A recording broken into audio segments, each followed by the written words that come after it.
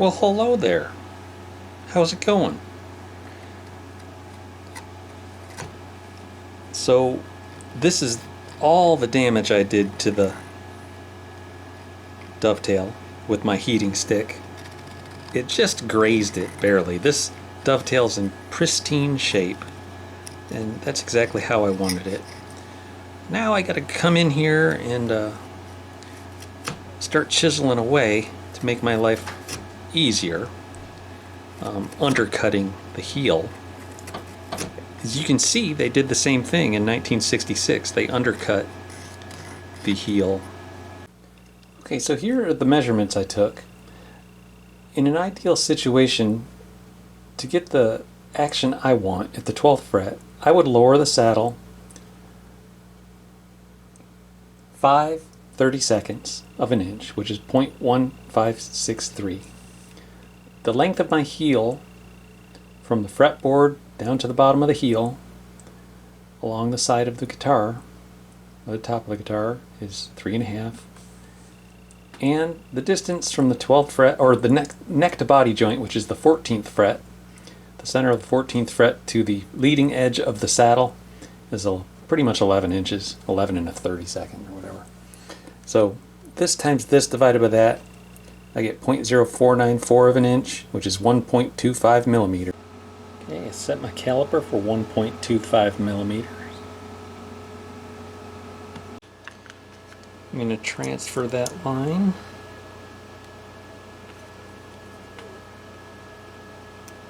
Right there.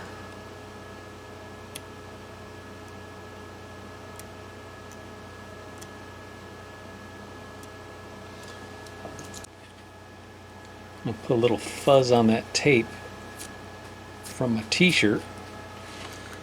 Make sure I don't pull the lacquer off when I'm all done.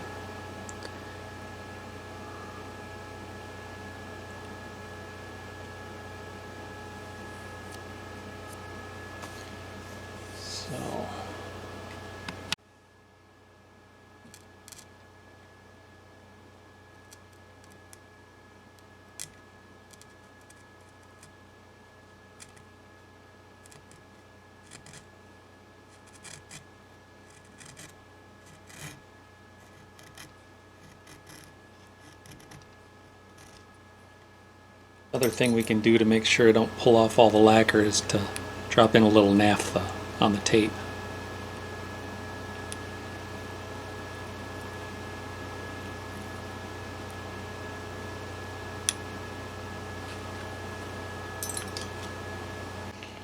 I like to hit it with the file because the file's nice and straight, and I can see if I got a wobbly line or a straight line. Still got a lot of material in here, or a lot of this has been, this relief cut is still good. Don't need to take any more of that off of there, but let's say we're at third base already. Let's do a couple sandpaper pulls against the desk. We'll beat a home plate in a minute. This is the quick way, guys. Sandpaper pulls for an hour or two is it's not on my agenda. I like to use a sharp chisel. Get me to third base.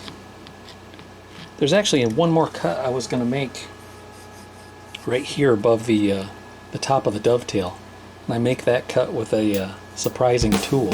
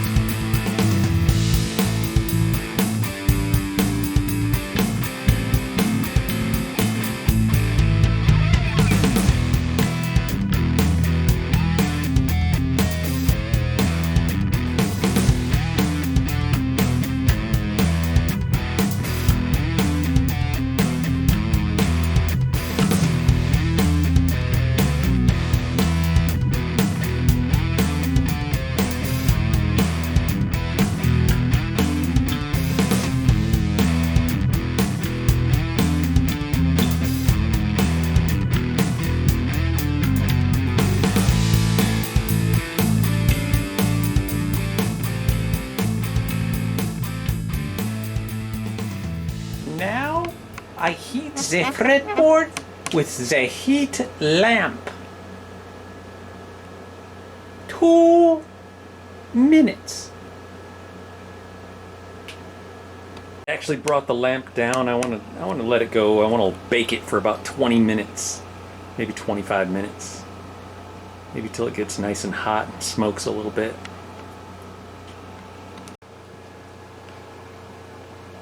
Kind of feels good on the old hands here. I think it's like getting a manicure over here or something, man. All right. It's just starting smoking. It's only been 10 minutes. It's hot. Better get a fan going. Okay. Whoa. You can see that when I place this bag of sand on here, it flexes this way. So that's what I'm looking for. Just a little flex. I thought I grabbed a 10-pound weight. I was going to put a 10-pound weight on here, but it doesn't need that much. This might even be a little heavy. I don't know. Guess not. I don't think it's going to snap. So there's the whole setup there.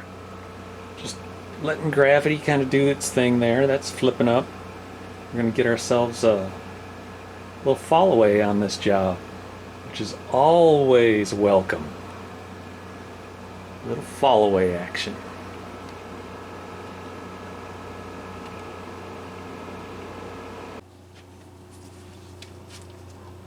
Okay, I've slathered on a little bit of the gel control super glue onto the dovetail there. Now I'm putting some liquid accelerator on the shim, and I'll hold it in place for a few seconds. I'm pushing down. On this particular job, I'm trying to wrap it around the end of the dove off to the left side. On both sides, I'm putting a shim that kind of wraps down.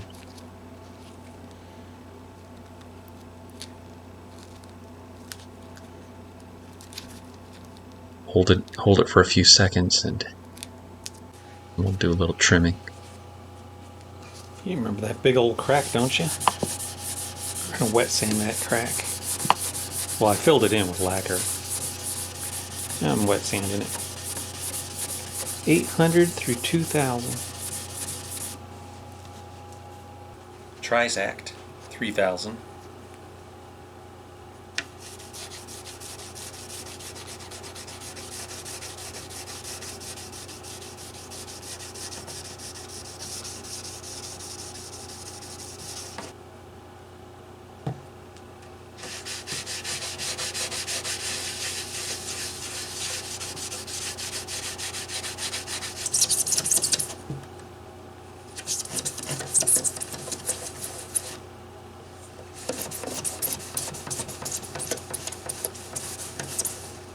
So here's a whole setup here. I've got the proper workstation. It's kind of like my neck setting jig here. It's supported from the bottom and the top, both on the lower bow and the upper bow. It's clamped down, and this jack is making sure that the neck heel doesn't separate at all. I've got some feeler gauges over here that I can use to see if I have any gaps developing. Like, you know, this is a 3/1000th of an inch feeler gauge. It feels pretty tight. I do have a little gap right here, so I think I might be able to take a little bit of more material off of the dovetail to get it to sink down a little further. I've got the strings up to full tension, and I'm measuring the neck relief and the string height. I've got 5/64ths of an inch at the 12th fret string action, and about 5/1000ths of an inch relief right here at the 6th fret. So it's just about ready to glue it in. Make a couple more adjustments and get her done. Got everything heating up here under the hot heat lamp. I'm going to clean off the fretboard extension with a little bit of acetone.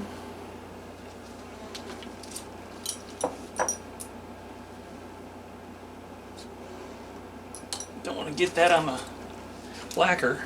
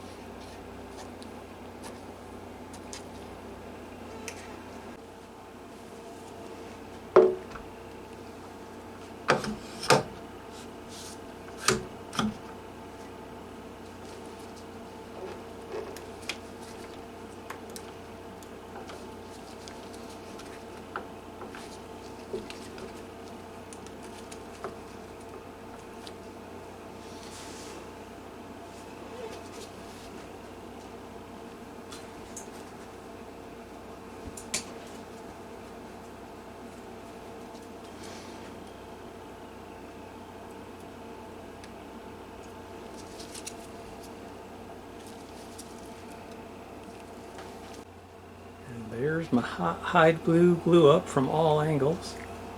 Get around here and take a look. Crazy little apparatuses there. Got it supported from below. There's nothing supporting the headstock. See, it's just suspended.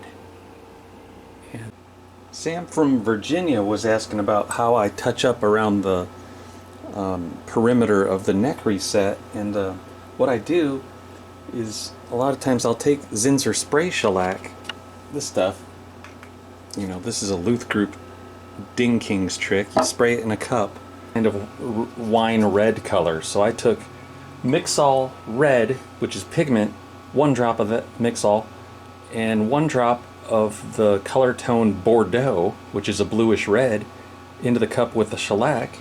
And then I went around with a really small paintbrush, and I had a bunch of color missing over here, so I just carefully you know, dropped it in as needed here, and then after that sets for a little bit, I'll go in with some clear over top of it so it doesn't rub off by chance. But I'm working on the LG1 over on the other side of that room. So I'll spin around to this side. When I did the color touch up around the edges here, it was more like I did Mixol red, no, I did Mixol yellow with a little bit of cherry red and a little bit of vintage amber to get me an orange color. Now I'm taking Endurovar polyurethane on a longer brush, and I'm dropping just enough to get it on the brush, and I'm just going into the corner, and that just fills in the little gaps that are left sometimes.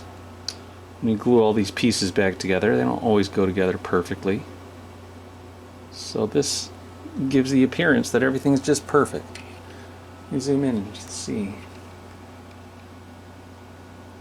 When that dries up, that white color will go away. It goes on kind of milky white, and when it dries, it's clear. So that white will go away, and it'll look like a seamless deal. But there's also like teeny tiny little gaps around the edges that I'll end up filling in. If the gaps are big enough, I'll go in with a small brush like the night before. After I do my color touch-up, I'll go in with a small brush and this brown glue, and I'll drop it in there, and it'll fill any substantial cracks. And then the next day, when I know it's good and dried up, I'll go in with the urethane or the lacquer and do a little small. Next, we put back in the frets.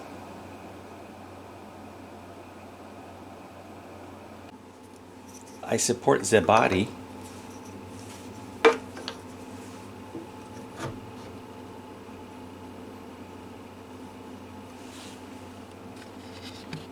I support the neck.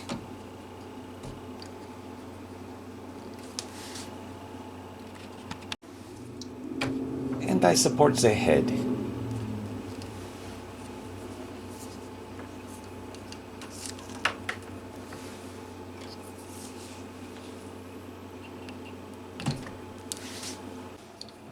I can even support the upper bout with this hold down. That's much more solid without that swing arm going on there. Much better.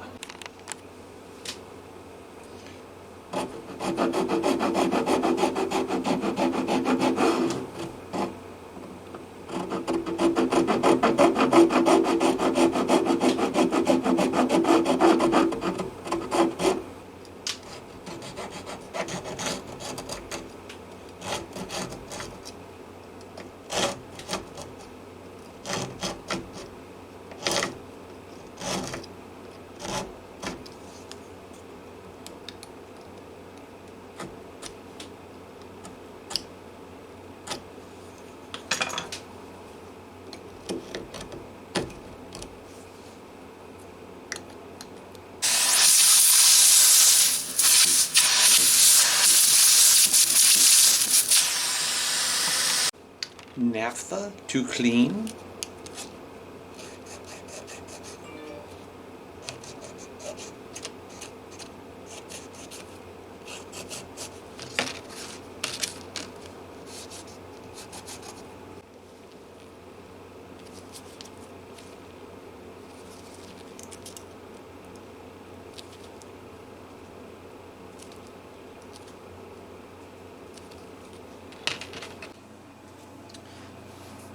I just want a radius enough where when held like this, you can see a slight gap underneath in the middle.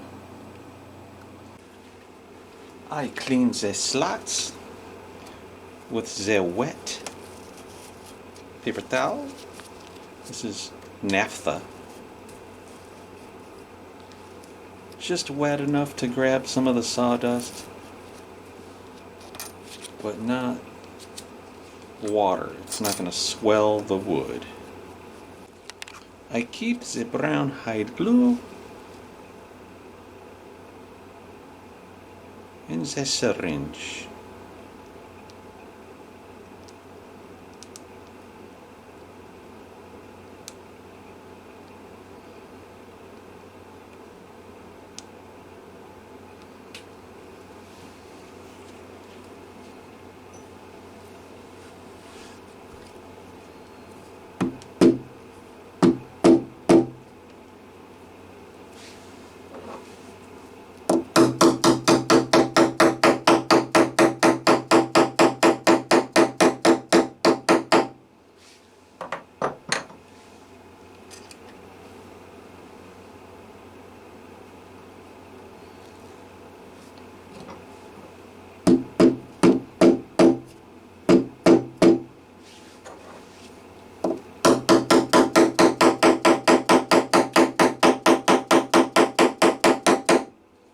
Is a rather large hole here that I will drop a little bit of sawdust into.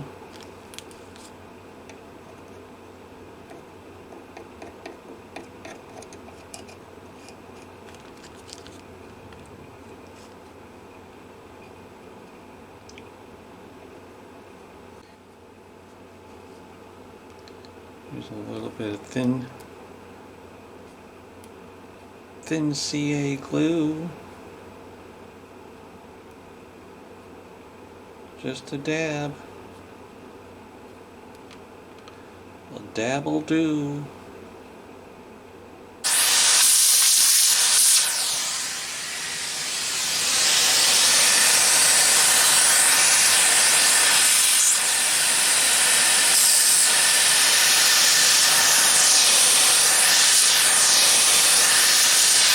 One of the coolest things about the workstation is that I don't have to adjust the truss rod to get the guitar into the proper like string tension relief that I want to get while I look at the fretboard for unleveledness. I just put these two hold bars down and clamp them down until I get, you know, my 6/1000ths of relief here in the middle. And I check that with this precision straight edge and feeler gauges. And once I have it at that proper amount of relief, I can see that I have a 16th fret that's very high. And that was the fret beyond the one that I pulled. I also have 5th fret on the bass side that's high, and the 3rd fret that's probably just under the low E string that's just a skosh high. So I'm going to lower those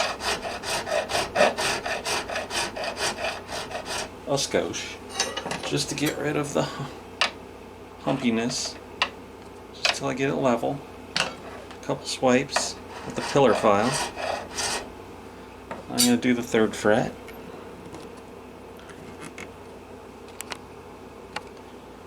Third fret just on the over the low E string.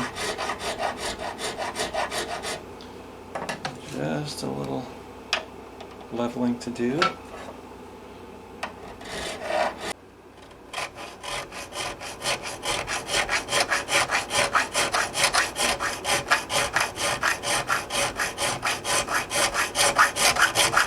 Like you saw in, in my fret crowning video, I like to use Dynaglide. I spray it into a cup. It's like a machinist's lubrication.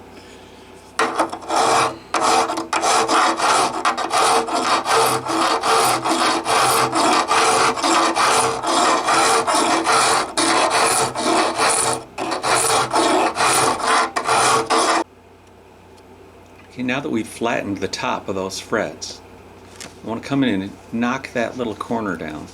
Here's a close-up view of what I'm talking about. I'm going to take my triangle file and I'll come in and create a new corner.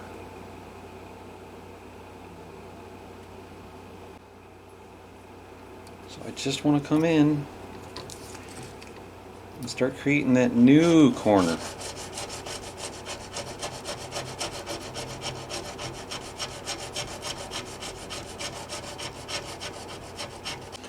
Just had to move this rail out of the way because I couldn't get my hands through. That's another cool thing about them, that these are slidable. Okay, now we crown the frets, polish. I scrub 320.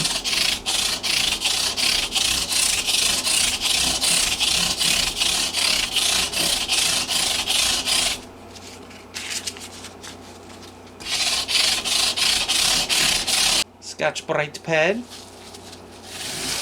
or 3M maroon.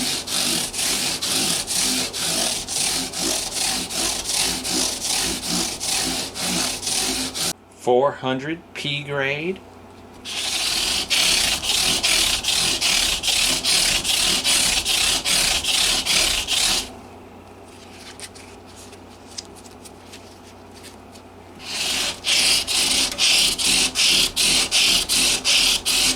.600 P grade.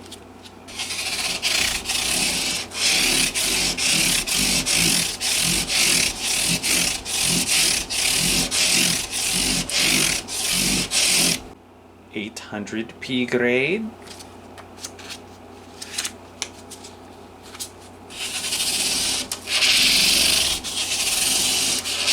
.1000 P grade. Also, I put the supports back underneath here and here. I removed them while I was doing the leveling. I clamped it down here and removed the clamps from underneath so that I could get that bow in the neck to simulate string tension without having to adjust the truss rod at all. Truss rod has always just been where it is. I haven't even removed the cover for the truss rod adjustments nut. Finally, something that works. Kind of roll over it here with this woodpecker edge, and it kind of gets it to release and ball up.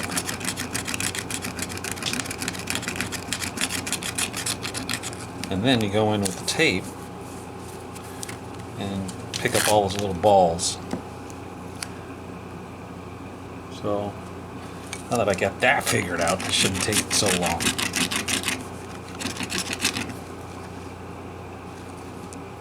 Yeah, you can see that glue through the picker too. It's ugly stuff.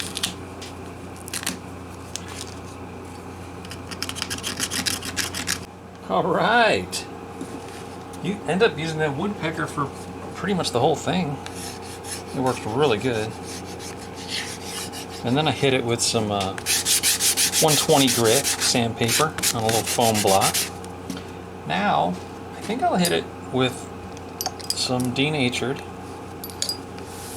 to get all that residue, that dust up. And I heard a little thing where you can kind of wake up the plastic or celluloid with a little bit of acetone just to, you know, kind of make it accept the new adhesive a little better. Gotta flip this back over now.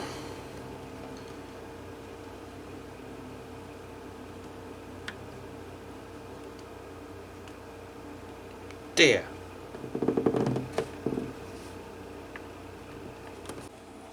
I'm not like real big on MDF calls, but I happen to have this one. I made it a while back for a 77 Gibson J50 Deluxe. That was old, who was that? Stacy out in California. Yeah.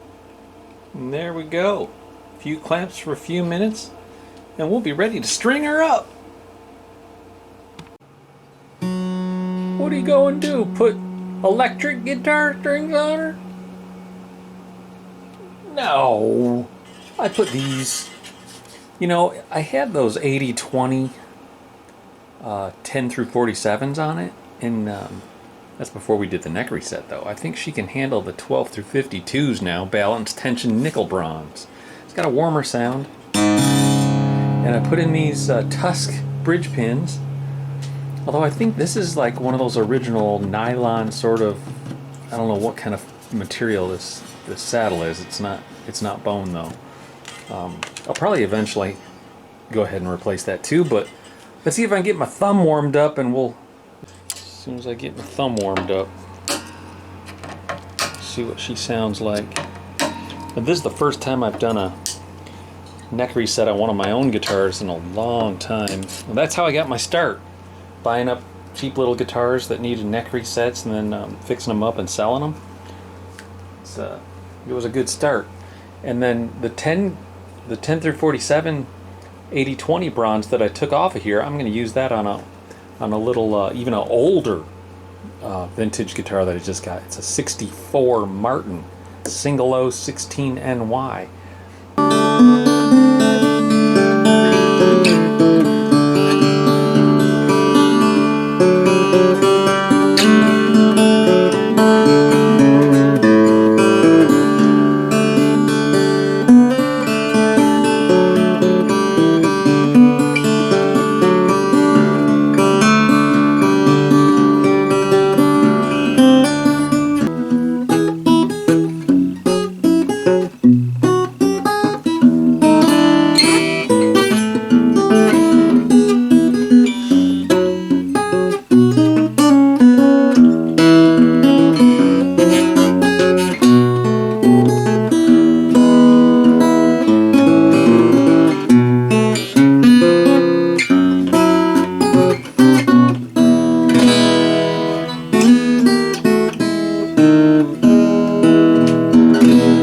Thanks for tuning in. I really appreciate you guys sticking around.